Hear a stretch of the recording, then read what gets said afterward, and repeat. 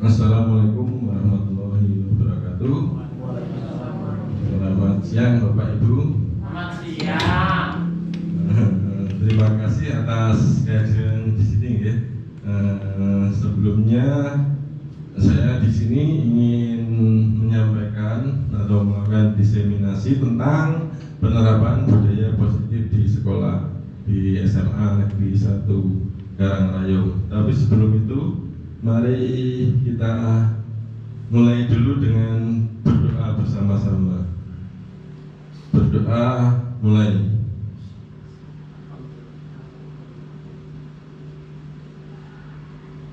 Berdoa selesai. Untuk memacu semangat kita, silahkan saya minta Bapak Ibu untuk berdiri terlebih dahulu ya.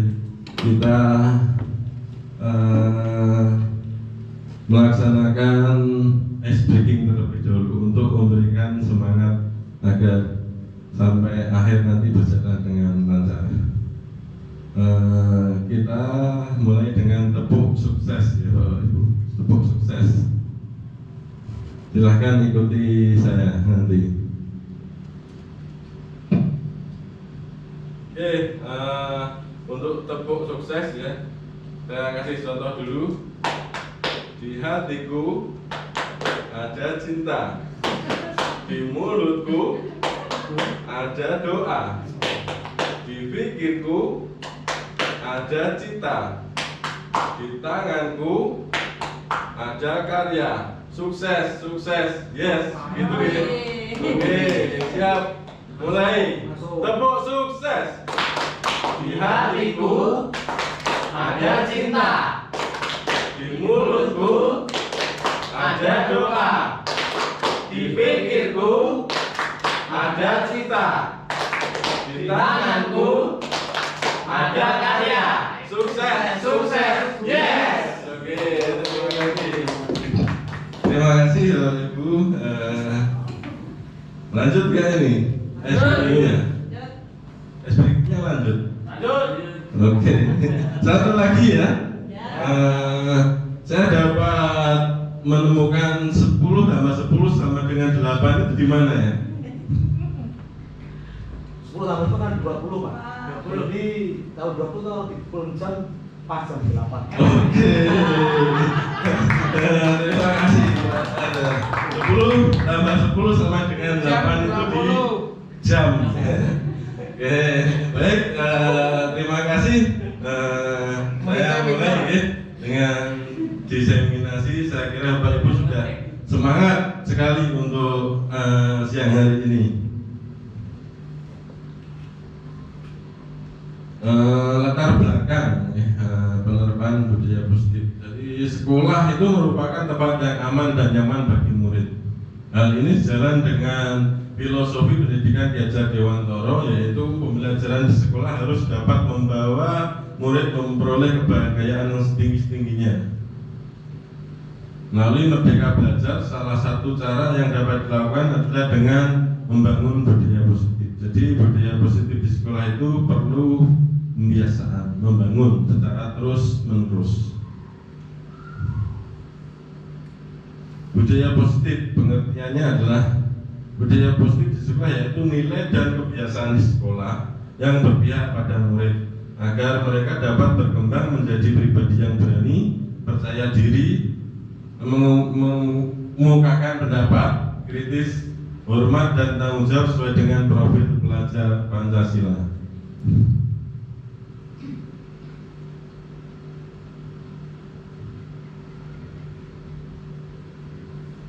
Nah, konsep utama budaya positif. Jadi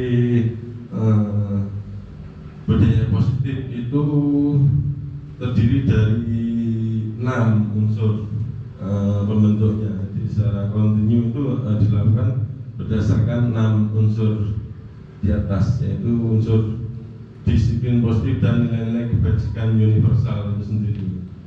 Kebajikan universal itu adalah nilai-nilai kebajikan yang dipercayai oleh seluruh penghuni bumi, seperti itu. Jadi secara menyeluruh. Teori motivasi dan hukuman dan penghargaan. Jadi nanti kita akan membahas tentang apa itu teori motivasi, kemudian hukuman dan penghargaan. Kemudian keyakinan kelas. Jadi kalau disiplin nilai-nilai kebajikan yang bersifat umum tadi, di ketiga kita batasi menjadi keyakinan kelas. Jadi budaya positif yang ada di kelas maupun di sekolah. Kebutuhan dasar manusia yang keempat. Kemudian posisi kontrol guru, dan yang terakhir adalah segitiga restitusi.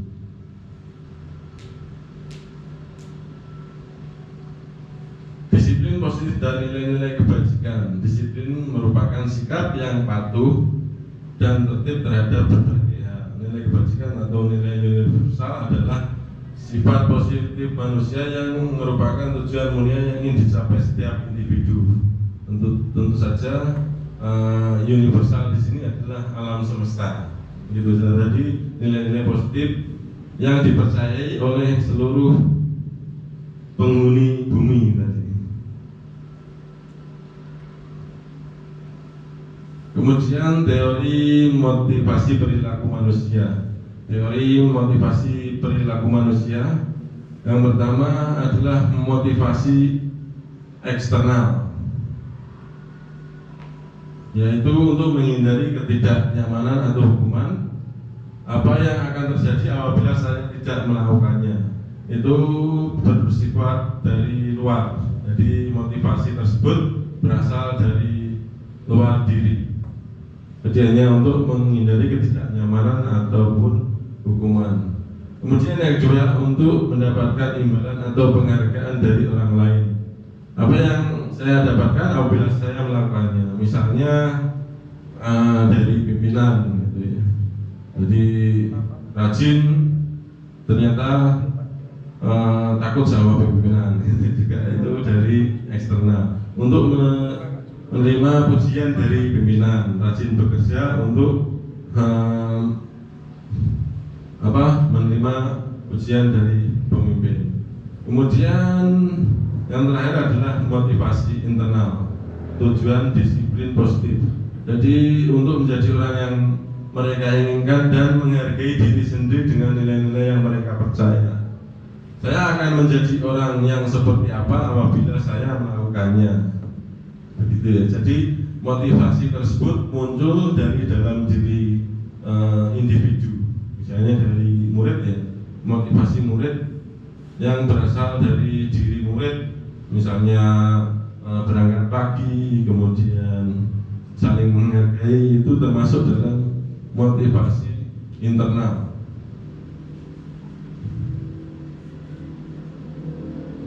Yang terkait dengan motivasi tadi dari eksternal, kemudian internal, ekstrinsik dan intrinsik, maka di sini yang saya sampaikan berikutnya adalah tentang hukuman, konsekuensi dan restitusi.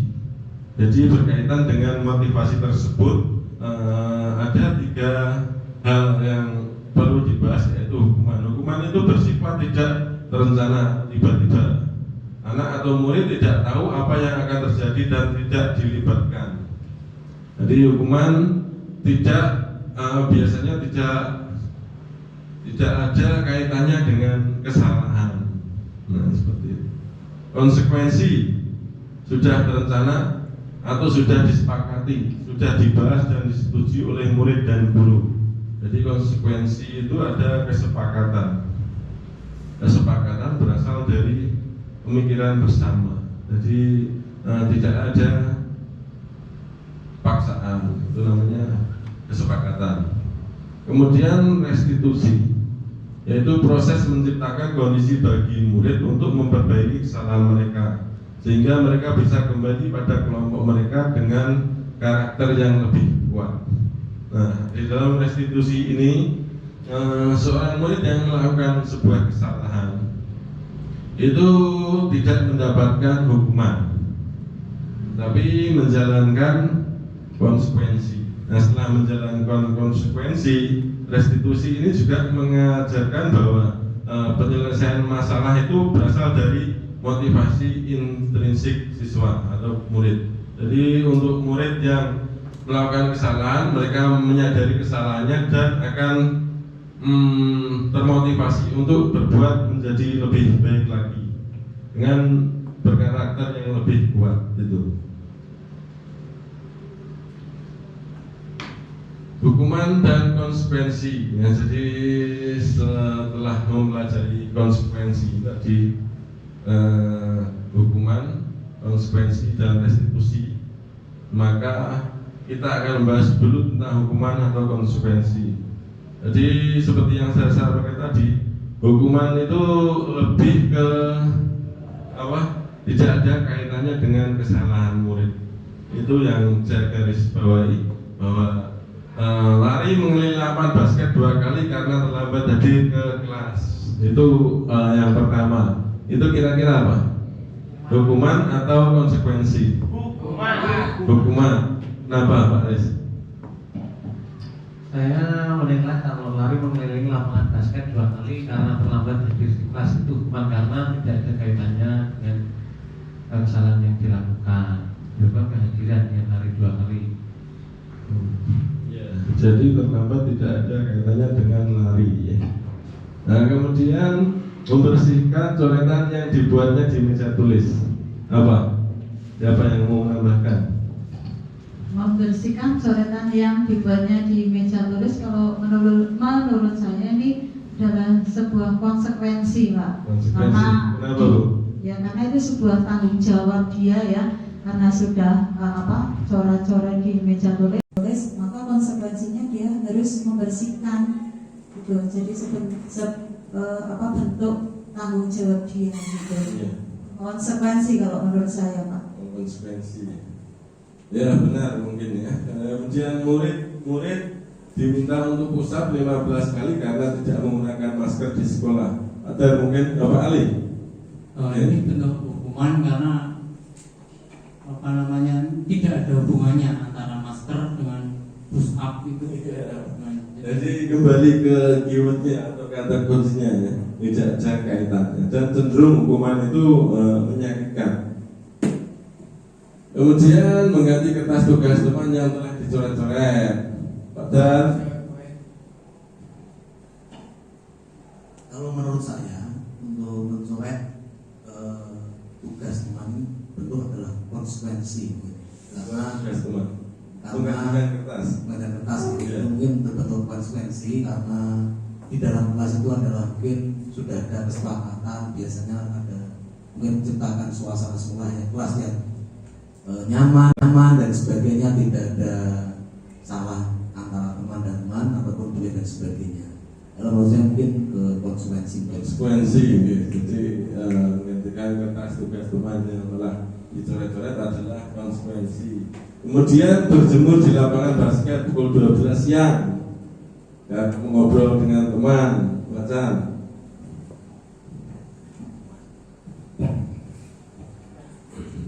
Itu karena berjemur di lapangan bahkan jam 12 siang itu juga kasihan sekali. Jam 12 siang panas-panasnya disuruh berjemur, itu menurut saya adalah sebuah hukuman. Menyakitkan sekali. Secara fisik, kelelahan, kepanasan, gitu. Sedangkan tidak ada hubungannya dengan ngobrol teman. Iya, nggak ada hubungannya itu. Iya. Kemudian murid diminta bertelanjang kaki sepanjang hari karena tidak menggunakan sepatu warna hitam sesuai peraturan sekolah. Nah, di sini kita terdapat kata peraturan sekolah. Peraturan itu cenderung untuk mengikat, ya, mengekang dan seterusnya. Bertelanjang kaki sepanjang hari kira-kira membuat malu tidak? Ya, membuat malu. Membuat malu anak, kemudian kasihan juga anaknya. Harusnya tidak boleh melakukan bertelanjang kaki sepanjang hari karena tidak menggunakan sepatu warna hitam. Jadi selain warna hitam, sepatunya tidak boleh dipakai, begitu ya. Itu menurut saya juga hukuman. Kemudian berdiri di depan kelas sambil mengangkat satu kaki satu karena tidak bisa menjawab pertanyaan. Ya, siapa yang pernah melakukan itu? Ada tidak? Bapak Ibu? Pernah Pak? Pernah. Pernah kapan itu? Dulu, oke. Pernah Pak. Tapi ketika saya itu masih menjadi murid Pak, waktu Oh, SD Pak. betul. Iya, waktu itu saya kelas berapa ya? Kelas 1 SD atau kelas 2 SD. Zaman saya dulu ya Pak ya. Iya. Kalau nggak bisa itu sama Pak Guru itu terkadang dibawakan apa namanya itu ya, juting atau apa itu. Iya. Nah, terus saya juga iya pernah suruh berdiri terus mengangkat kaki satu selama berapa menit atau saya lupa ya. Dan sampai sekarang Pak, makanya sampai sekarang itu saya masih merasa apa ya, merasa sakit gitu Pak. Iya. Tidak bisa saya lupakan. Iya. Nah mungkin apakah guru saya tersebut itu menghukum saya seperti itu biar saya itu tidak bisa lupa atau bagaimana? Dan ternyata memang benar Pak, sampai sekarang itu saya masih ingat bahwa dulu itu saya pernah dihukum apa ya, itu dihukum atau di apa itu namanya ya, pokoknya suruh mengangkat kaki satu gitu. Oh, iya. Ya dan ini bagi saya itu adalah sebuah hukuman. Perasaannya bagaimana? Perasaan saya makanya seperti yang saya sampaikan tadi Pak, saya sampai tidak bisa lupa sampai usia saya yang segini. Padahal itu kejadian waktu SD ya, waktu kelas 1 atau kelas 2 saya lupa itu. Iya. Sampai sekarang masih teringat terus. Ingat, ya. Iya. Kira-kira itu kenangan apa? Efeknya dampak jangka panjang itu positif atau negatif itu? Nah, kalau menurut saya dampaknya lebih banyak ke negatifnya Pak. Saya merasa apa ya? Ada rasa sakit hati iya. Iya. Kalau dendam mungkin saya nggak tahu ya, mungkin guru saya waktu itu memang niatnya baik ya, karena saya tidak bisa menjawab pertanyaan. Cuma caranya itu saya suruh mengangkat kaki satu kan capek, sakit, yang jelas malu juga, Malu, ya. ya malu dilihat teman-teman suruh Iya. mengangkat kaki satu hanya karena tidak bisa menjawab pertanyaan. Jadi ya yang jelas itu perasaan saya itu malu Pak, sampai sekarang sakit hati juga. Dan ternyata yang apa ya, yang tidak bisa lupa dengan kejadian itu tidak hanya saya saja Pak. Ternyata teman-teman saya ketika saya bertemu dengan mereka ingatnya dengan saya itu ya justru karena kejadian itu Pak. Malunya sampai saat ini. Sampai saat ini. Iya. Itu yang masih dibahas ketika ketemu. Masih kalau ketemu kalau ketemu Iya, teman iya, itu iya. ini saya masih merasa malu karena dibahas. Oh iya biar kalau saya nganu gitu, saya apa kon ngadeg sikile diangkat siji. Nah berarti kan saya malunya sampai saat ini Pak, gitu Pak. Nah kedua Pak Itu Dana. berarti hukuman ya. Iya, itu merupakan Nah, hukuman efek negatifnya dirasakan sampai sekarang. dan menyakitkan Dan gitu Pak. menyakitkan. Iya. Iya, jadi itu termasuk hukuman. Ada tambahan, Pak Iya, Ais? itu Pak Jenang Ya, saya tentang iya. hukuman yang pernah saya alami. Terima Ya, kasih. Pak Ais, Monggo Pak silakan. Ais. Ya terima kasih. Terlepas dari hukuman atau intervensi, saya sedikit berbeda dengan gubernur pendapat saya. Jadi memang itu hukuman, tapi kita dilema juga. Saya pernah mengalaminya juga, teman-teman saya juga, dan bahkan teringat sampai sekarang. Tapi setelah itu teman-teman mengingat itu dan akhirnya yang kita sadari setelah kita dewasa, akhirnya kita itu adalah bentuk kasih sayang juga. Kita dipermalukan tapi lebih malu lagi ketika kita tidak sukses mendapatkan sesuatu. Jadi malu mana kita kalau tidak sukses atau tidak hafal bimbingan. Realitanya sekarang anak tidak seperti itu kan. Anak-anak SD jarang yang hafal perkalian dan lain sebagainya. Dan waktu itu mungkin kalau saya tidak digitukan, mungkin saya juga akhirnya mungkin tidak akan bekerja keras untuk menghafalkan misalkan perkalian dan lain sebagainya. Nah, kesadaran itu muncul setelah saya bekerja sekarang. Dan teman-teman saya yang mayoritas sudah bekerja dan ibu nyadari juga sekarang sudah sering bahkan sependapat dengan saya. Dia nekat di blok mungkin awal itu apa bersama dia kayak sebentar bahkan saya ya ternyata ya berbeda. Jadi hukuman itu kadang efeknya bukan efek jerah tapi efek yang positif juga ternyata. Itu terima kasih Pak Ais. Ya memang ada beberapa dari murid-murid saya sendiri juga pernah. Artinya itu tergantung dari diri kita juga. Artinya ketika kita mampu mengambil momentum yang positif untuk menjadi lebih baik agar agar tidak dihukum lagi, dan motivasi itu muncul dari dalam diri kita, itu menurut saya masih bagus ya. Tapi untuk diri kita sendiri, tapi ketika ada murid yang tidak percaya diri, kemudian berkecil hati, nah itu kira-kira seperti apa? Itu justru akan mendorong murid untuk lebih ke down lagi gitu. Jadi ya memang hukuman efeknya seperti itu gitu. Tapi ketika kita bisa mengambil momentum yang positif, itu juga bermanfaat. Tapi yang digaris bawahi di sini adalah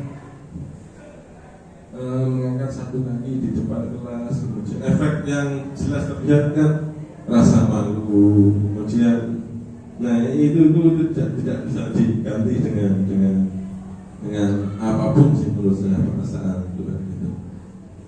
Nah, ketika kita bisa menjadi mengambil sisi positif itu tidak masalah, tapi tidak semua orang itu seperti dengan diri kita itu Pak Des ya. Kemudian membersihkan tumpahan air di meja tulis karena tersinggung pada saat belajar. Nah, ini sebenarnya tidak boleh membawa minum di kelas, bawa gelas dan seterusnya. Ini jelas konsekuensi ya, konsekuensi. Kemudian kehilangan 10 menit jam istirahat untuk mengerjakan tugas karena terlambat datang dan tertinggal pelajaran selama 10 menit. Konsekuensi juga ya. Jadi mengganti karena terlambat. Duduk di bangku di pinggir lapangan pada jam istirahat. Tidak diizinkan bermain oleh guru piket karena mencederai teman saat bermain di lapangan. Nah ini pasti ada sebabnya ini kenapa tidak boleh bermain pada saat jam istirahat itu. Mungkin hiperaktif orangnya, kemudian pernah melakukan mencederai temannya pada saat jam istirahat, pernah mendorong teman sampai jatuh, mungkin ya, mungkin apa tidak diizinkan. Nah itu kira-kira gimana? Konsekuensi atau hukuman?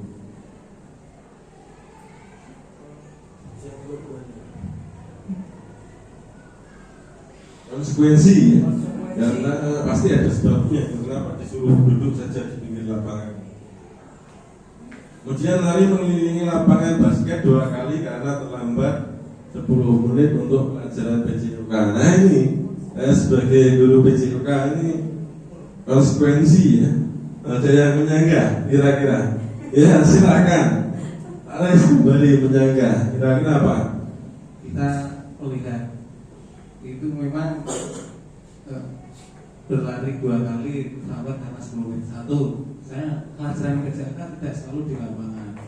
Kita kan juga bisa belajar juga itu pas seperti Bang itu di kelas. Kalau dia pas teori, kok dia suruh berlari, tidak kasihan. Kemudian kita tidak tahu kondisi awal seperti apa. Kalau dia disuruh berlari 2 kali, akhirnya pas kondisinya dia fit, dia sakit terus akhirnya mabuk dan kita juga menyakiti. Kita nggak tahu lapangan itu karena PJOK itu tidak harus selalu kaitannya dengan berlari juga kan. PJOK kan juga bisa berpermainan dan sebagainya. Kenapa harus berlari? Kenapa tidak disuruh mempraktekkan permainan beruntung? Kan gitu. Menurut saya itu adalah sebuah hukuman. Ya, terima kasih jawabannya. Tergantung dari ada hubungannya tidak gitu. Jadi kata kuncinya kan di situ.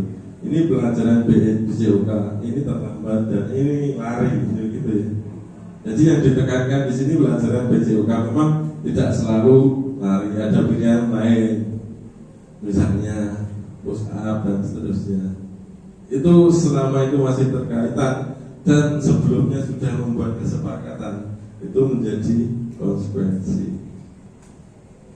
Tapi misalnya ini materinya kesehatan di kelas terlambat, terus pembelajaran di kelas anak-anak disuruh lari ke lapangan yang terlambat, satu anak lari sendiri, itu hukuman karena tidak ada temannya di sana pada saat lari itu, dan malu pastinya. Nah yang lain di kelas kok terus berlari, seperti itu bisa jadi. Memang semuanya perlu kemungkinan itu gini. Berarti bisa hukuman, bisa konsekuensi. Bisa hukuman, bisa konsekuensi tergantung di lapangan. iya fakta di lapangan menjelaskan seperti apa. Kemudian membersihkan WC sekolah karena mematahkan pensil kawannya. Ujian. Harusnya menggantikan pensil temannya yang dipatahkan, itu konsekuensi. Baik, berikutnya adalah keyakinan kelas. Nah, keyakinan kelas adalah kesepakatan kelas yang telah dibuat berdasarkan nilai-nilai kebajikan universal. Keyakinan kelas bersifat abstrak daripada peraturan yang lebih rinci dan konkret. Semua warga kelas ikut berkontribusi dalam pembuatan keyakinan kelas lewat kegiatan curah pendapat. Seseorang akan lebih tergerak dan bersemangat untuk menjalankan keyakinannya daripada hanya sekedar mengikuti serangkaian peraturan tertulis tanpa makna. Peraturan tertulis, peraturan itu apa sih? Ada yang bantu menjawab? Pak Chan? Pak Chan belum tadi. Monggo. Terima kasih. Di sini tadi kita berbicara tentang peraturan. Kalau peraturan itu biasanya dibuat oleh satu pihak tanpa adanya diskusi atau kesepakatan bersama. Contohnya saat kita berkendara itu peraturannya harus menggunakan helm. Di situ yang membuat adalah dari pemerintah atau dari polisi. Ya. Seperti itu. Ya, berarti berkaitan dengan mendisiplinkan. iya, mendisiplinkan. Larangan begitu ya. Dilarang. Dilarang. Ya, itu peraturan. Nah, keyakinan kelas itu lebih ke hal positif, merubah deskripsi dari dilarang itu menjadi kalimat yang positif. Misalnya apa? Contohnya tadi mungkin dalam kita berkendara itu apa? Kita harus mematuhi dilarang apa? Misal dilarang parkir di depan pintu. Mungkin untuk keyakinannya ya kita menjaga apa? Ketertiban bersama seperti itu. Iya. Mungkin bisa saya menambahi untuk peraturan mungkin diksi katanya mungkin lebih cenderung ke larangan atau lebih ke perintah. Tapi kalau keyakinan mungkin adalah sebuah kesepakatan atau yang timbul dari keyakinan diri. Jadi misalkan ya ini ya taman, tolong taman itu dibuang apa, jangan dikotori, jangan buang sama sembarangan ya itu. Tapi kalau mungkin keyakinan dasar kata atau diksinya mungkin bisa dipilih, rawatlah tuh, nah, siraplah saya, nah seperti itu. Nah seperti kayak parkir mungkin parkir yang rapi dan lurus itu seakan-akan lebih ke formal atau disiplin, lebih ke kaku katanya. Tapi kalau keyakinan mungkin dengan bahasa yang karena ditimbulkan dari kesepakatan kelas mungkin ya, ayo kita parkir dengan baik seperti itu. Mungkin seperti itu. Keyakinan kelas itu saya akan jelaskan di sini bahwa keyakinan kelas itu adalah nilai-nilainya. Sedangkan aktualisasi dari nilai tersebut adalah kesepakatan kelas. Jadi keyakinan itu bisa berasal dari kesepakatan atau kesepakatan itu bisa muncul dari keyakinan. Misalnya keyakinan menghargai teman, menjaga teman, ya, dari keselamatan. Misalnya apa kira-kira? Menjaga teman. Mohon maaf Pak Bran, itu keyakinan dulu membentuk kesepakatan atau kesepakatan yang membentuk keyakinan? Dua-duanya. Berarti saling keterkaitan, saling Dua-duanya. komutatif gitu. Iya. Menambahkan ya Pak Janaki, tadi yang ditanyakan Pak Risnanto, apakah kesepakatan dulu atau keyakinan dulu ya? Iya. Nah kalau sepengetahuan saya, mungkin ini nanti juga perlu disempurnakan. Kalau menurut pendapat saya ya. Iya. Jadi yang pertama itu kesepakatan kelas dulu. Jadi kalau saya ya dalam pelajaran matematika, satu kelas itu kan ada 36 anak. Jadi setiap anak itu saling bercurah pendapat, saling mengemukakan idenya untuk membuat kesepakatan kelas supaya dalam pembelajaran itu kondusif. Nah, berarti kan ada 36 yang disampaikan. Misalnya nomor 1 itu datang tepat waktu. Nomor 2 tidak bermain HP tanpa seizin guru. Berarti kan ada 36 kesepakatan ya. Nah, sedangkan 36 kesepakatan tersebut kan kalau anak suruh menghafal kan susah, terlalu banyak. Oleh sebab itu dari kesepakatan kelas itu diringkas untuk menjadi sebuah keyakinan. Jadi yang dari 36 kesepakatan tersebut itu diringkas mungkin menjadi 6 atau menjadi 10. Jadi yang sama itu dikelompokkan supaya apa? Supaya anak itu mudah mengingatnya. Misalnya seperti tadi saya sampaikan, yang nomor 1 kesepakatannya adalah datang tepat waktu. Yang nomor 2 mungkin disiplin. Nomor 3 tidak terlambat. Nah, dari 1, 2, 3 itu sebenarnya kan hampir sama. Mungkin bisa diambil disiplin. Jadi dari 3 poin tersebut diambil benang merahnya ya. Benang merahnya yaitu apa? Keyakinannya disiplin. Mungkin seperti itu Pak Danan dan Pak Ristanto. Mungkin bisa ditambahkan Pak Danan? Iya, terima kasih atas jawaban dari Guru. Tapi di sini saya juga pengalaman dari kemarin itu kita sebelum ada keyakinan dan kesepakatan kelas, tentu saja itu ada peraturan kelas, peraturan sekolah seperti itu. Faktanya seperti itu, ya. Faktanya seperti itu. Nah, tadi disampaikan bahwa peraturan itu memiliki kalimat-kalimat yang kalimat perintah, dilarang, kemudian tidak boleh, atau intinya seperti itu. Nah, itu nanti dibuat kalimatnya lebih ke kalimat positif. Nah, jadi untuk keyakinan itu seperti itu. Nah, kita sebagai pendidik dalam membuat keyakinan kelas itu bisa dari keyakinan kelas dulu, baru ke kesepakatan begitu. Kita di awal itu tentunya memberikan nilai-nilai. Jadi nilai-nilai itu dimunculkan dulu. Nilai-nilai dimunculkan dulu bisa. Misalnya menghargai diri sendiri, menghargai orang lain, menghargai lingkungan. Jadi peduli diri sendiri, peduli orang lain, peduli lingkungan. Kita cukup memberikan 3 clue keyakinan, 3 clue nilai itu. Nanti murid bisa membuat kesepakatan. Itu bisa saja. Prosesnya jadi menurut saya itu bisa dari kesepakatan menjadi keyakinan atau dari keyakinan menjadi kesepakatan. Tetapi yang diprioritaskan adalah keyakinannya.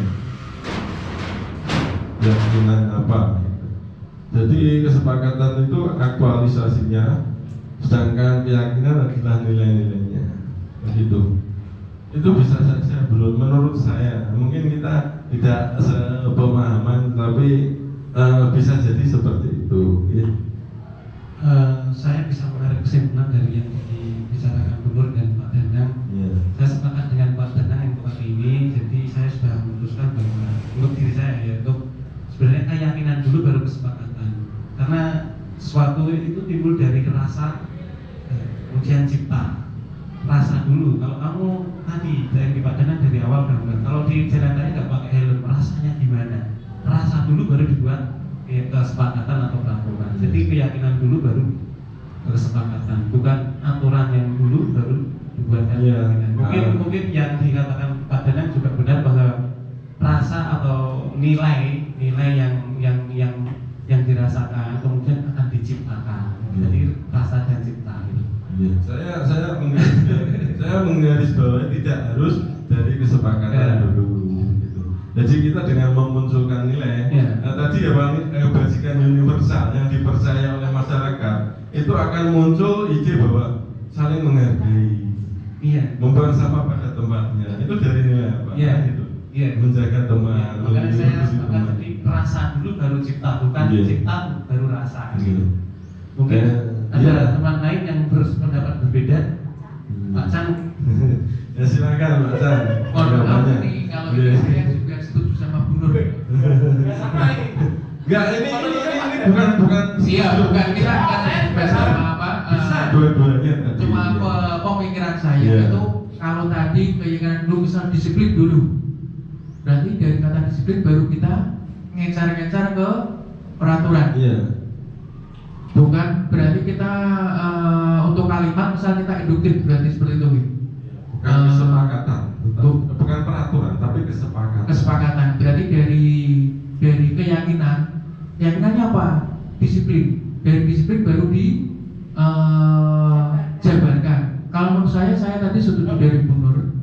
Benar, tolong digarisbawahi. Keyakinan itu bukan disiplin. Ya ini contohnya. Kalau menurut ilmu Tadi peduli sendiri, itu disiplin. Rasa.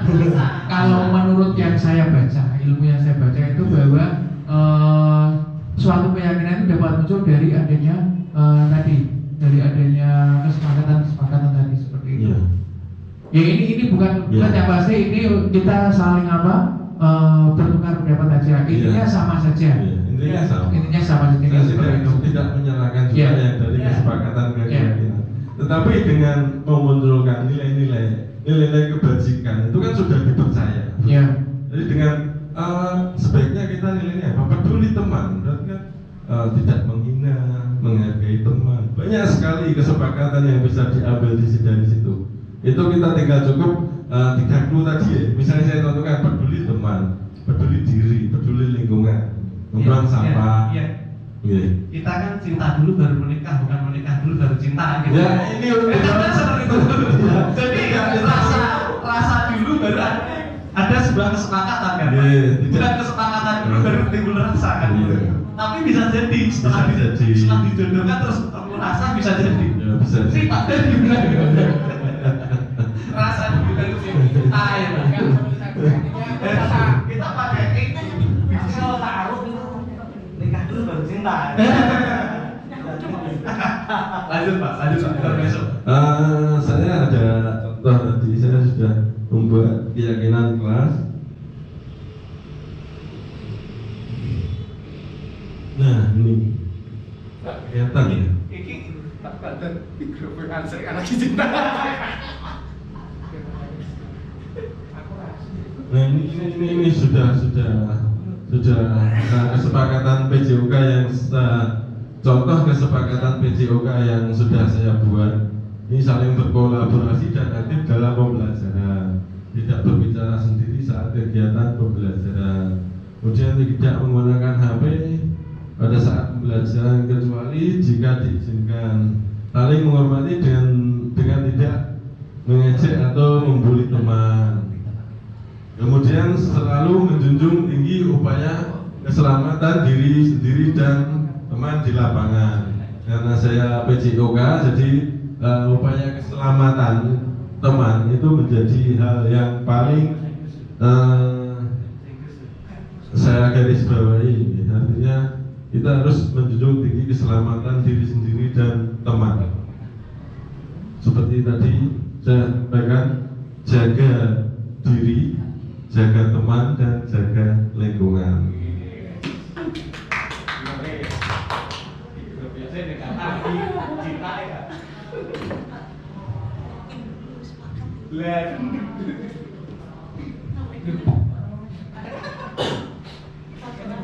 Kemudian tentang kebutuhan dasar manusia, survive, bertahan hidup.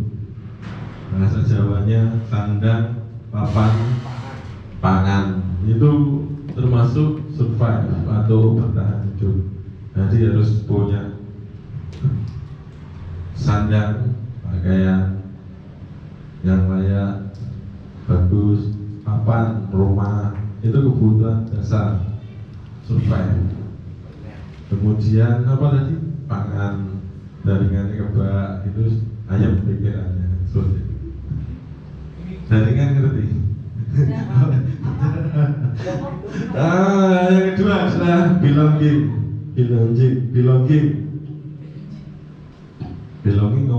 Belonging, kasih sayang dan rasa diterima. Jadi setiap orang sebagai makhluk sosial, kita tentu saja berinteraksi dengan orang lain. Nah, kebutuhan kita dengan orang lain itu apa sebenarnya? Tidak lain adalah kasih sayang dan rasa diterima. Kemudian power atau penguasaan. Jadi penguasaan itu bagian dari kebutuhan dasar. Kita merasa dihargai, diterima. Selain kasih sayang itu juga power penguasaan. Kemudian freedom, kebebasan berpendapat, berpikir, berkumpul, itu ada di Undang-Undang Dasar 1945 ya. Pasal berapa Pak Chan? Iya, pasal 28. Jadi negara pun menjamin kebebasan setiap manusia. Kemudian fun atau kesenangan. Senang itu gimana Pak Chan? Senang itu ya kalau kita merasa bahagia semuanya. Ya, senang itu kebahagiaan. Kemudian tidak sedih itu senang ya. Senang itu bisa tidur. Pak yang sebenarnya Ya, ini iya. saya agak menarik ya. Ini kebutuhan dasar manusia ini ada 5 nih kalau di sini. Ya. Kalau dulu itu saya sekolah itu ada 3, Apa saja? primer, sekunder, tersier. Oh, itu ya. Itu gimana ya Pak relasinya antara ini sama yang kebutuhan yang dulu saya tahu itu? Iya, itu masuknya ke survive tadi. Itu hanya di poin 1 saja, primer, sekunder, dan tersier. Itu terkait kebutuhan pokok, kebutuhan dasar manusia yang pokok. Berarti cuma masuk yang pangan, papan tadi. Ya. Jadi pangan itu ya ada yang nasi jagung itu sudah cukup. Sekundernya berarti harus spaghetti misalnya. Kemudian kendaraan sepeda sudah cukup, harus punya mobil, itu ke arah yang lebih tinggi. Tapi itu masuknya ke survive. Misalnya kasih sayang itu kan bukan itu lagi kan, itu sudah beda lagi. Tapi yang punya mobil itu masuk kesenangan apa bukan? Iya, kesenangan juga. Ya sih ya. Itu kemarin saya juga agak berpikir kalau dulu kita belajar itu kan kebutuhan ada 3 ya Bu. Iya. Primer, sekunder, tersier itu. Iya. Masuk Pak, masuk semuanya. Pendapat mungkin kalau ada. Ya Pak Dar, silakan. Mungkin kalau yang dibicarakan Pak Chan juga itu kan mungkin dasar yang paling pokok ya, seperti primer, sekunder, dan tersier. Kalau yang mungkin dari yang disampaikan Pak Danan ini adalah mungkin saja kalau menurut saya ini adalah dengar juga bahwa manusia itu dasarnya itu biasanya selain sumber juga mungkin memiliki kasih sayang. Nah ini juga penting sekali. Penting sekali kasih sayang ini. Karena dalam hidup itu kalau tanpa kasih sayang dan sumber tidak mungkin. Tidak bisa bergerak. Tidak bisa. Untuk power bahwa manusia juga memiliki kekuatan ataupun power bahwa kalau manusia itu menjadi power semuanya itu biasanya akan menjadikan dirinya pede dalam menghadapi kehidupan. Mungkin kebebasan hidup kan manusia pada prinsipnya juga memiliki kebebasan dalam hal memilih atau dipilih dan sebagainya kan, seperti di pemilu mungkin wan juga kesenangan. Nah ini saya kira trik lah itu juga manusia kreasi.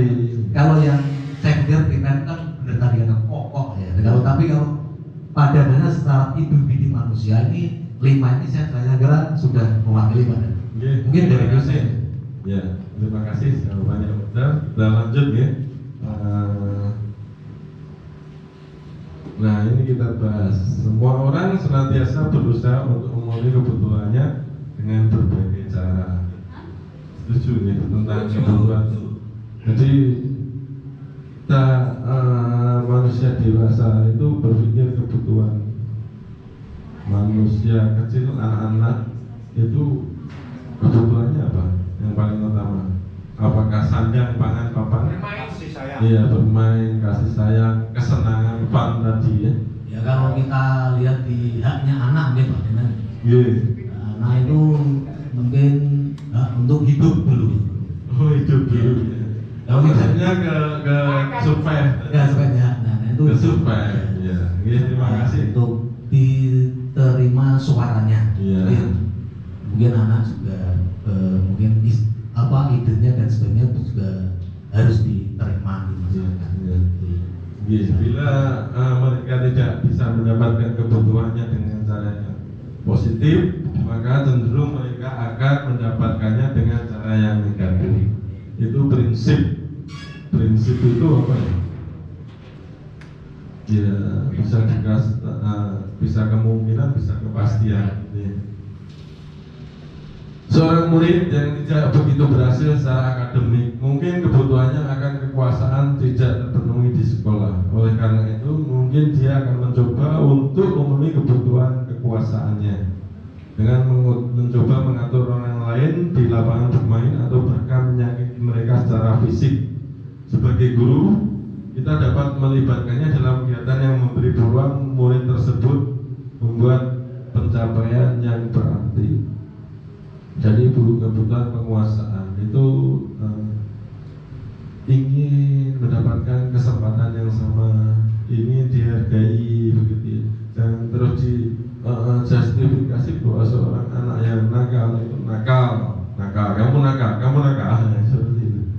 Anak yang nakal itu mungkin mempunyai bakat yang lain, misalnya di bidang olahraga, yang tidak suka matematika jangan dipaksa untuk berhitung dan membagi waktu sepenuhnya ke matematika. Ya mungkin dia ada kegiatan positif, atlet bola basket ternyata gitu. Jadi ketika seorang itu diakui, dihargai, itu akan timbul motivasi dalam dirinya menjadi lebih baik. Berikutnya, tadi kebutuhan manusia itu ibaratkan adalah kebutuhan belajar murid-murid kita. Jadi murid-murid kita itu butuh dihargai, kemudian butuh kesenangan dalam belajarnya. Bagaimana mereka bisa senang kalau gurunya tidak kreatif. Nah, tugas guru adalah merancang pembelajaran yang menyenangkan dan kreatif. Sekarang saya mencoba memutarkan pembelajaran yang menyenangkan yang pernah saya lakukan, yaitu pembelajaran jalan cepat.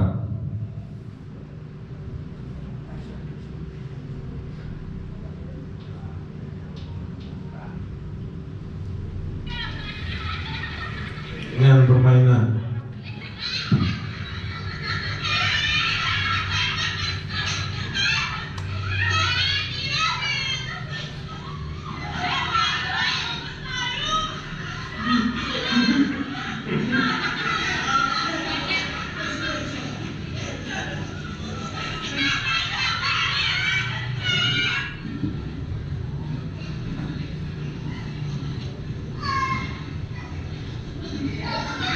Jalan cepat, nggak boleh lari. Yang lari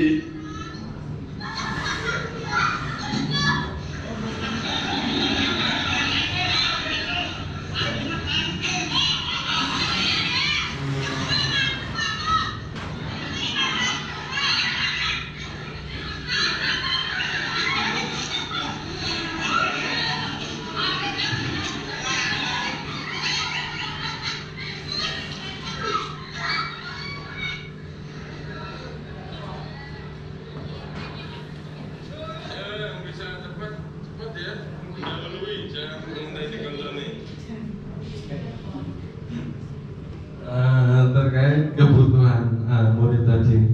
Jadi kesenangan dalam belajar itu penting. Jadi dalam permainan tadi, anak itu melakukan jalan cepat itu secara otomatis, tidak diperintahkan kamu harus jalan cepat, karena dengan permainan peraturannya begini, tidak boleh lari, tapi harus dikejar, kan itu, harus mengejar dan dikejar.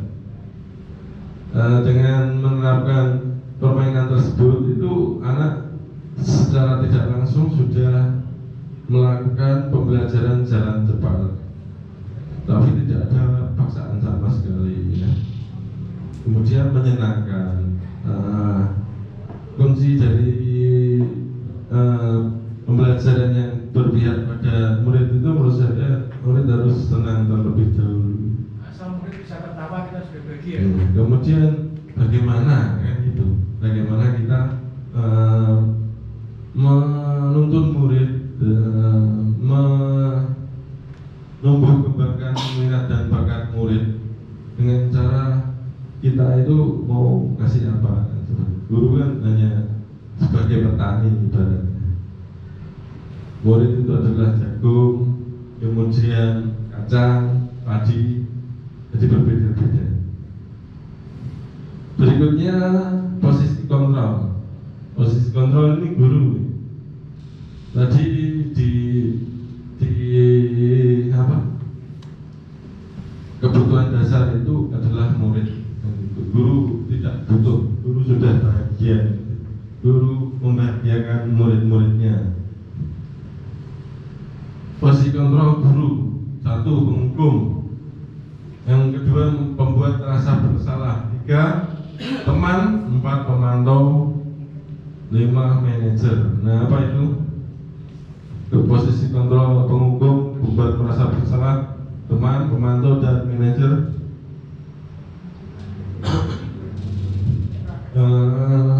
5 posisi kontrol tersebut terdapat perbedaan di tabel ini. Posisi kontrol guru berbuat, mengadik, menunjuk-nunjuk, menyakiti, menyindir, itu menghukum. Kemudian membuat orang merasa bersalah, berseramah dan mengatakan, seharusnya kamu itu nggak seperti ini. Saya kecewa dengan kamu. Kamu melakukan ini itu. Kemudian teman membuat alasan-alasan untuk muridnya. Kenapa kamu melakukan itu? Kamu nggak kasihan sama saya, sama bapak.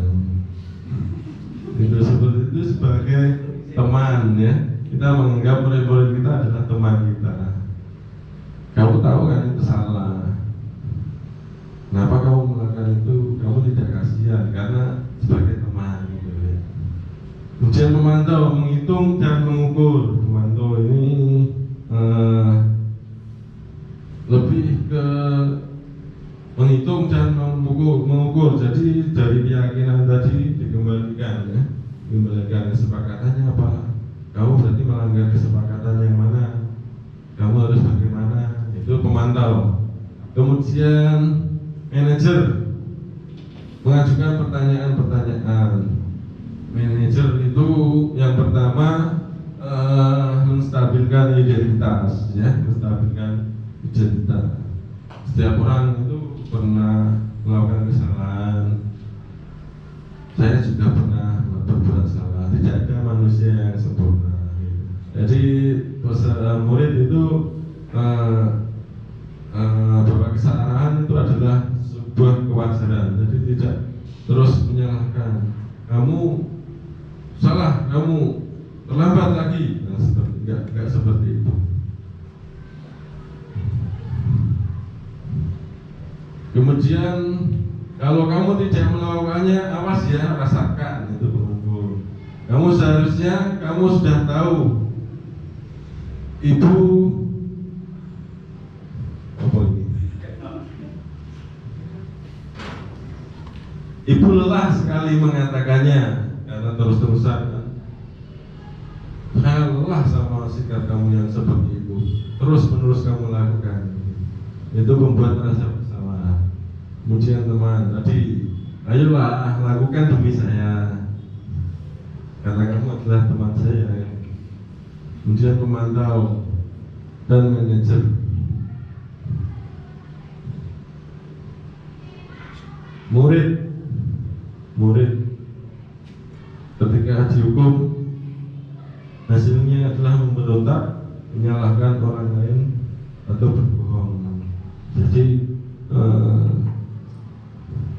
kamu itu telat terus, kenapa? Ban saya kempes Pak tadi terlambat karena kenapa aku di jalan, padahal tidak. Itu adalah kebohongan ya, karena merasa dipersalahkan dan dihukum. Kemudian ketika membuat merasa bersalah itu menyembunyikan, menyangkal, berbohong, masih hampir sama antara menghukum dan membuat merasa bersalah.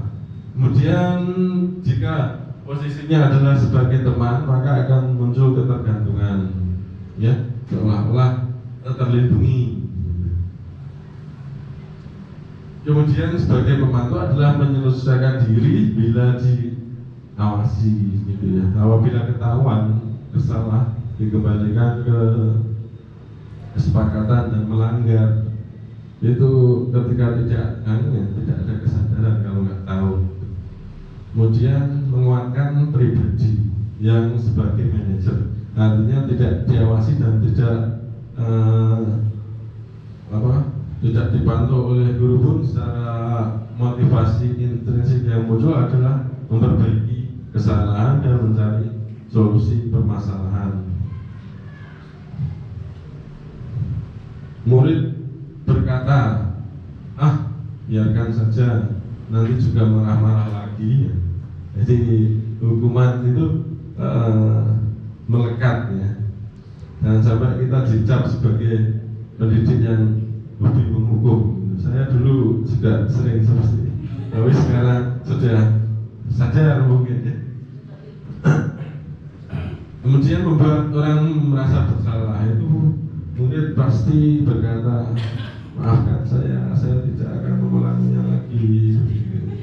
Iya, sedih. Jadi tadi kunci sukses pembelajaran apa tadi? Kesenangan, ya. Apabila murid dipersalahkan, kamu itu seperti itu. Jadi paling maaf Pak, maaf Bu, seperti itu. Kemudian sebagai teman, saya pikir Bapak Ibu teman saya, ternyata begitu. Jadi ketergantungan tadi membuat murid itu biasa saja, gitu. Tidak belajar dari kesalahannya. Jangan pemantau berapa banyak bintang yang saya harus peroleh, berapa halaman yang harus saya tulis, gitu. Jadi memantau itu kan ada konsekuensi tadi, ya. Jadi ketika berbuat baik itu tujuannya hanya untuk mendapatkan bintang. Kemudian berapa halaman yang harus saya tulis, artinya konsekuensi dari kesalahan tersebut. Misalnya menyalin pekerjaan dalam melesaikan tugas, seperti itu. Kemudian bagaimana caranya saya bisa memperbaiki keadaan itu dari manajer. Jadi ketika kita posisi kontrol sebagai manajer itu ada solusi bagaimana menghadirkan sesuatu yang baik, kebaikan dari kita belajar kesalahan, dari murid itu belajar kesalahan, bagaimana terus dia memperbaiki dirinya. Kemudian dampak pada murid mengulangi kesalahan, ya,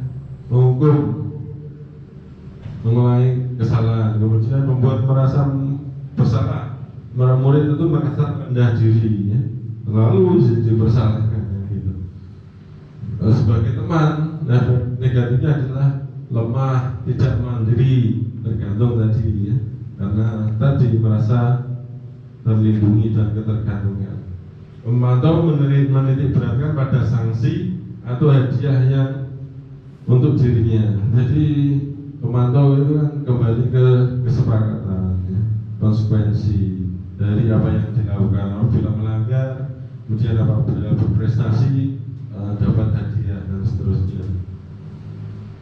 Kemudian peran sebagai manajer, dampaknya adalah mengevaluasi diri, bagaimana cara memperbaiki diri dan menghadirkan solusi.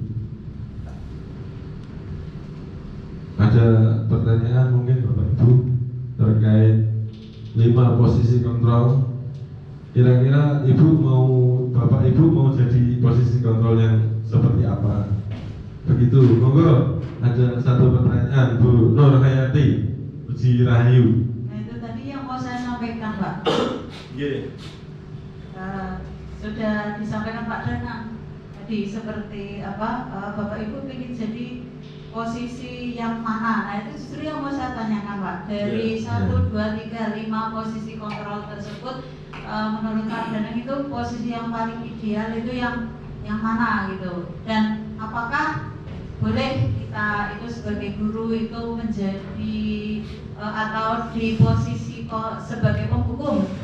Nah kalau tadi disampaikan bahwa hukuman itu cenderung lebih menyakitkan gitu gitu. Dan kita sepakat bahwa sebaiknya kita jangan memberi hukuman tapi menggunakan konsekuensi tadi gitu. Nah di sini pertanyaan saya yang pertama itu dari kelima posisi tersebut manakah yang paling ideal? Yang pertama, kemudian yang kedua, bolehkah kita itu sebagai penghukum? Gitu aja Pak Danang untuk pertanyaan saya. Terima kasih. Ya, terima kasih. Ada lagi, Pak Zam mungkin. Ya, silakan. Iya, Pak Zam. Akan jawab ini. Pertanyaan untuk bertanya ya. Oh, bertanya lagi. Yeah. Jadi yang sudah disampaikan oleh Pak Rian tadi, yang namanya hukuman itu kadang anak-anak itu mempunyai senjata. Ya. Senjatanya apa? Mungkin alasan apa supaya nggak dihukum itu mungkin itu kalau menurut saya itu bagaimana caranya? Oh, gitu. Jadi untuk ujung tombaknya itu, saya minta maaf. Kadang maaf itu hanya untuk sebagai penyelamat saja. Oh, begitu ya. Ya mungkin hanya itu yang saya sampaikan. Terima kasih. Waalaikumsalam warahmatullahi wabarakatuh.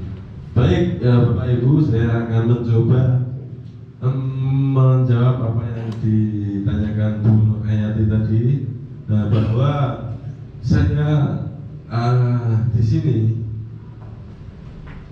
pernah mengalami berbagai kurikulum. Saya dulu sekolah itu kurikulumnya CBSA. Saya sebagai guru kurikulum 2006, 2013 dan sekarang kurikulum Merdeka. Nah, saya hubungkan dengan 5 posisi kontrol tersebut. Pada saat kurikulum CBSA, posisi guru sebagai penghukum itu pada saat itu disepakati bahwa itulah cara yang ampuh untuk mendisiplinkan murid-murid pada saat itu. Nah, sekarang berdasarkan apa yang telah saya sampaikan tadi, bahwa kurikulum itu bergeser sesuai kebutuhan dan kodrat anak dan kodrat zaman. Nah, di era sekarang kurikulum Merdeka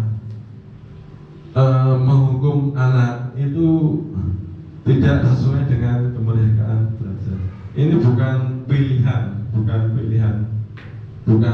dulu penghukum memang trennya seperti itu karena belum ada ilmu baru mungkin. Nah, sekarang kita belajar tentang filosofi Yajar Dewantara. Tapi dulu juga ada filosofi Yajar Dewantara sejak zaman dahulu ya. Cuma kan budaya menghukum oleh guru-guru itu sesuatu yang wajar menurut saya mungkin ya. Tapi sekarang kita belajar bahwa efeknya itu seperti itu, efek dari posisi menghukum buat rasa bersalah itu cenderung menyakitkan murid. Nah, harapan saya sebagai pendidik dan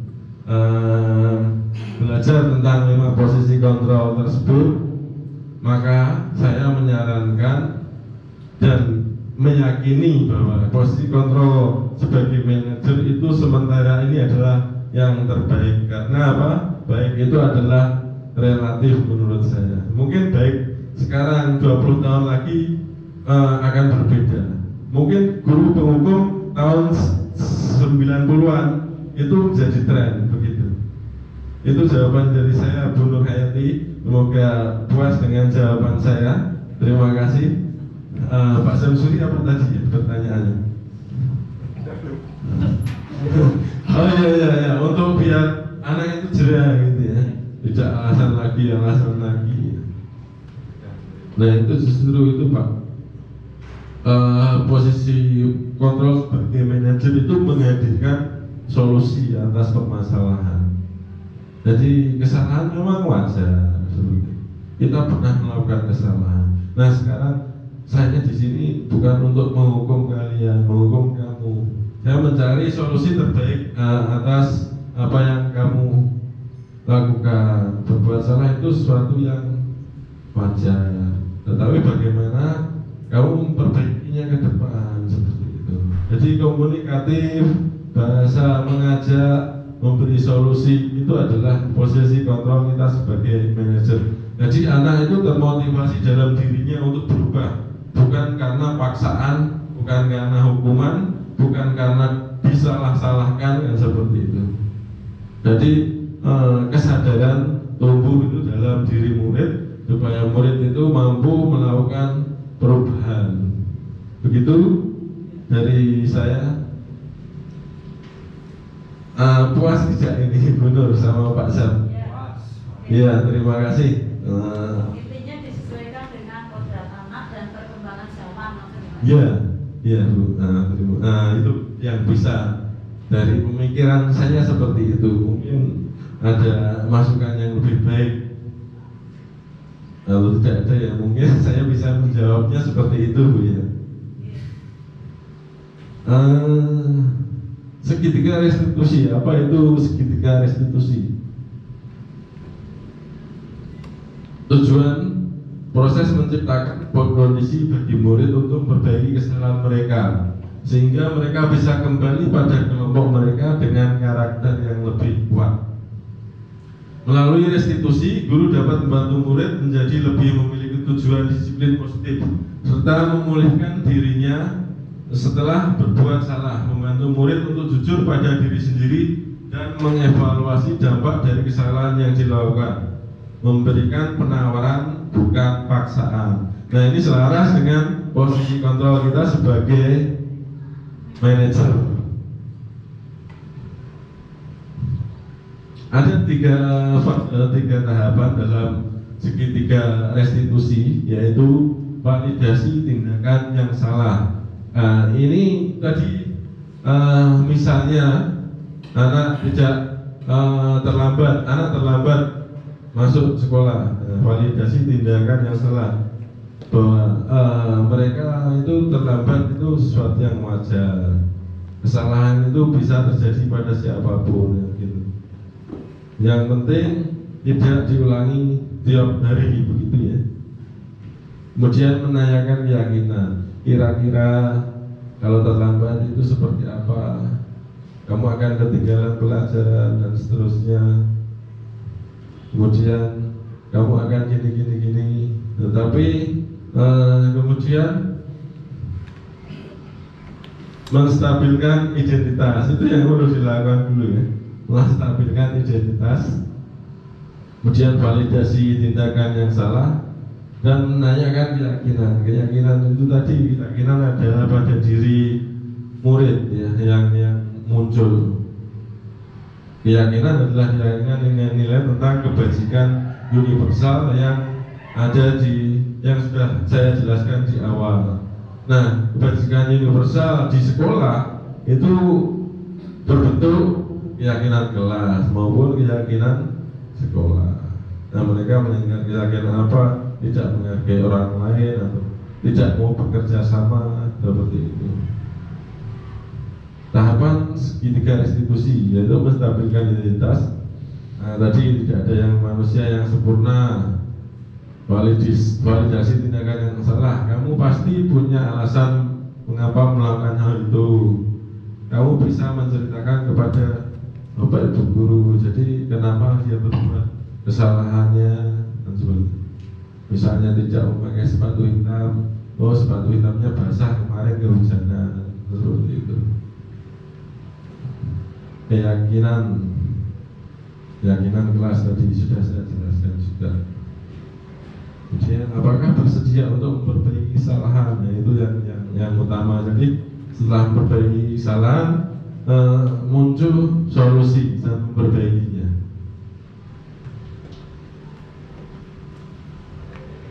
Ada contoh kasus seperti ini, waktu terkait segitiga restitusi. Kasus 2 ini saya ambil dari mes ini. Sabrina hari itu bangun terlambat dan terburu-buru sampai di sekolah. Dia pun akhirnya sampai di gerbang sekolah, tapi baru menyadari kalau tidak menggunakan sepatu hitam seperti tertera di peraturan sekolah. Di depan pintu kelas, Bapak Lukman memperhatikan sepatu Sabrina yang berwarna coklat. Sabrina berusaha menjelaskan bahwa dia terburu-buru dan salah mengenakan sepatu. Nah, jadi kasus Sabrina ini terburu-buru ya. Misalnya tadi saya menceritakan waktu basah dan seterusnya, ini kasusnya terburu-buru. Pak Lukman menanyakan Sabrina apa peraturan sekolah tentang seragam warna sepatu. Sabrina menjawab sudah mengetahui sepatu harus berwarna hitam, namun terburu-buru dan salah mengenakan itu sepatu. Dan tidak mungkin kembali pulang karena rumahnya jauh, rumahnya di Gunung Tumpeng misalnya.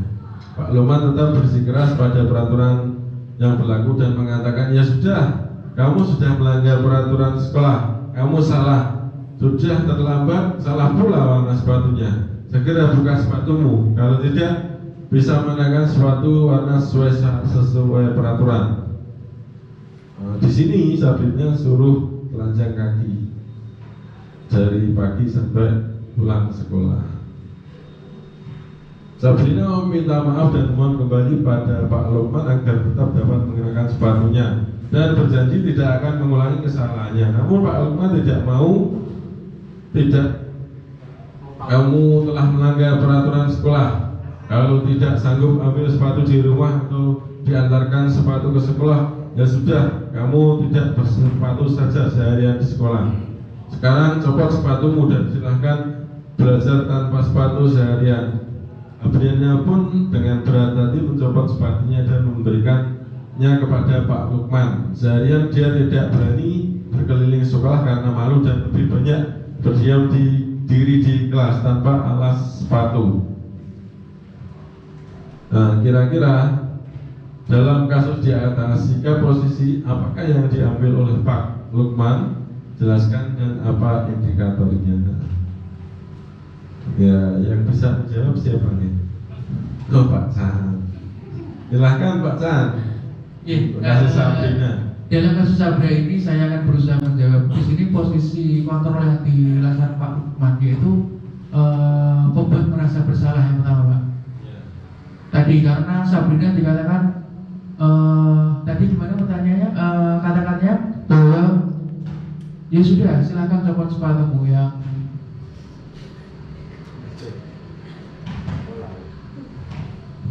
sebelumnya, Pak. Pak Lukman tetap bersikeras pada peraturan yang berlaku. Ya sudah, kamu sudah melanggar peraturan sekolah. Kamu salah. Nah itu kata-kata yang dikatakan kamu salah. Berarti Pak Lukman itu menyebutkan Sabrina itu sebagai pembuat merasa bersalah. Seperti itu. Ya, terima kasih Pak Tan. Kita simpan dulu jawaban dari Pak Tan. Kemudian bila Bapak Lukman mengambil posisi seorang manajer, kira-kira apa yang akan dikatakan? Pertanyaan-pertanyaan seperti apakah yang akan diajukan ke Sabrina? Ada yang bisa bantu jawab? Belum lagi? Rumusnya belum, nanti setelah ini. Ini Pak, untuk yang pertama dulu, kalau tadi Pak Chan posisi Pak Lukman itu sebagai pembuat rasa bersalah ya, dengan tadi Pak Lukman itu mengatakan kamu salah gitu ya. Kalau saya agak berbeda, posisi Pak Lukman di sini adalah sebagai penghukum, Pak. Iya, kenapa? Karena mohon coba sebelumnya kalau tidak salah disuruh mencopot sepatunya, kemudian seharian Sabrina itu tidak bersepatu, sehingga Sabrina itu merasa malu dan tidak berani berkeliling sekolah. Nah, jadi Pak Lukman itu posisinya itu sebagai penghukum dengan indikatornya yang sudah saya sampaikan tadi, Pak. Mencopot sepatu, kemudian Sabrina merasa malu dan tidak berani berkeliling sekolah, gitu. Ya, oke, baik ya. Terima kasih Gubernur Pak Chan. Berbeda. Kita akan yang ketiga dulu, kira-kira bila Anda jadi kepala sekolah tersebut, nilai kebajikan apa yang ingin dituju oleh peraturan harus berwarna hitam.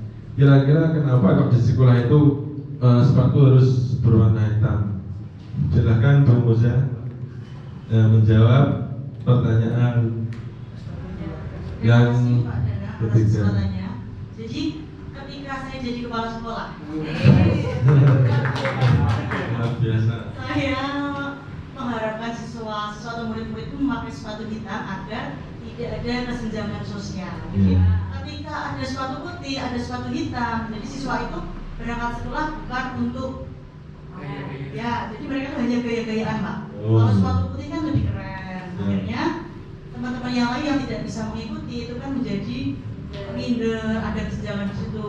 Tapi ketika warna hitam itu kan anak menjadi seragam, menjadi sama. Akhirnya mereka juga pede, tidak ada ketimpangan di situ. Jadi seperti itu, Pak, kalau menurut saya. Iya, terima kasih, betul sekali menurut saya sekali. Jadi tidak ada kesenjangan, adanya kesetaraan, ya. Kemudian keadilan.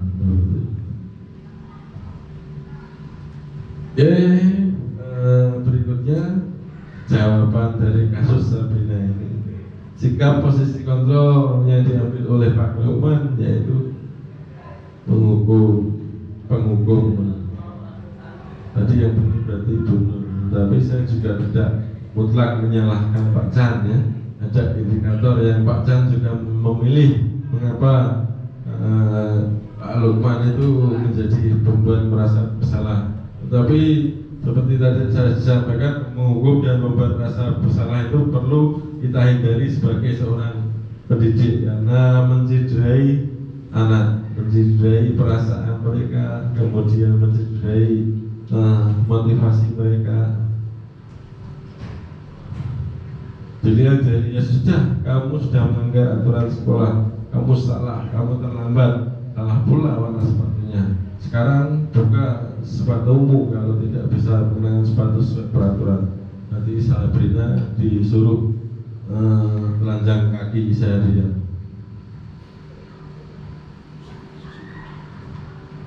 Jika sebagai manajer yang akan dikatakan Pak Lukman adalah Sabrina sekarang jam berapa sesuai aturan, jam berapa masuk sekolah, mengapa kamu bisa terlambat, apa usaha yang akan kamu lakukan agar besok tidak terlambat.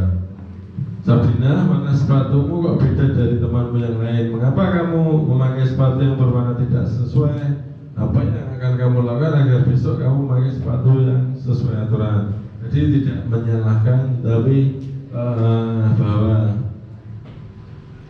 kesalahan itu bisa dilakukan oleh siapapun tanpa mereka sadari. Jadi Sabrina itu posisinya tadi terburu-buru, jadi kesalahan itu wajar dan Sabrina memiliki solusi dari yang disampaikan Pak Lukman untuk memakai sepatu sesuai aturan esok hari. Begitu. Nilai-nilai kebajikan yang dituju pada peraturan memakai sepatu berwarna hitam yaitu bersamaan, menghindari kesenjangan antar siswa, persis sama yang disampaikan oleh Bu Musa. Ya, terima kasih.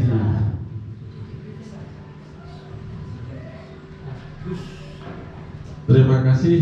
Tapi sebelum saya tutup, saya akan memutarkan sebuah video contoh kasus restitusi. Restitusi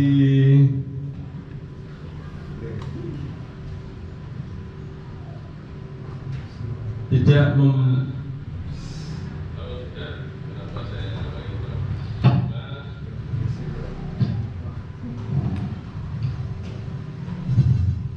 kasus restitusi ini tidak memiliki tidak mau mengikuti jadwal kerja piket bareng gitu.